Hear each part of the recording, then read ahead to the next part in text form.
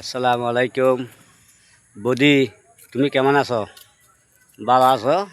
আমিও ভালো আছি। তুমি গোস্ত টোস্ত খাইছ? তুমি ফাঁটা গোস্ত টোস্ত খাইছ? আমারলা লাগছ? আমারলা লাগিলে আমার দর করলে আমি আসবো, কিন্তু শুকাই শুকাই লাগবেন, বুঝতেছ? আর তুমি আমার লাগে এমন পাগল হইয়া না। কিন্তু আমার এলাকায় অনেক মহিলা আছে। আমি বিবাহিত, ঠিক আছে, আমার এলাকায় অনেক মহিলা আছে। আমি বিয়ে করলে যখন সবে ঘুরতে পারি, কিন্তু এখনও করিনি। আমার যেহেতু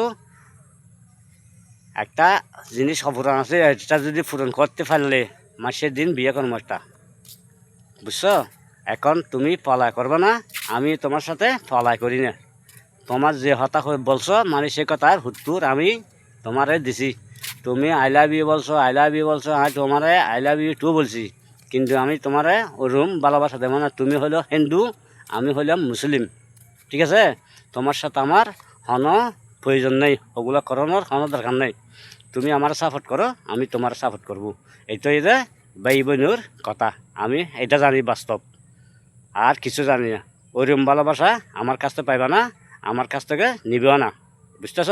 তোমারা বলছি তুমি হিন্দু, আমি মুসলমান, তোমার সাথে আমার অন দুঃসম্বত হতে পারছে না, বুঝতেছ? আমি দিব বোন হিসাবে, তুমি আমার সাপোর্ট করবা, আমি তোমার সাপোর্ট করব। তুমি আমার আইডিটার দেখবেন, আমার ভিডিও দেখবেন, আমি তোমার ভিডিও দেখব। এটাই যে আমাদের ভালোবাসা। ভালোবাসা আমি তোমার সাথে এতটুকু জানি, ইয়ার বাদ দিয়ে আর কোনো ভালোবাসা জানি না।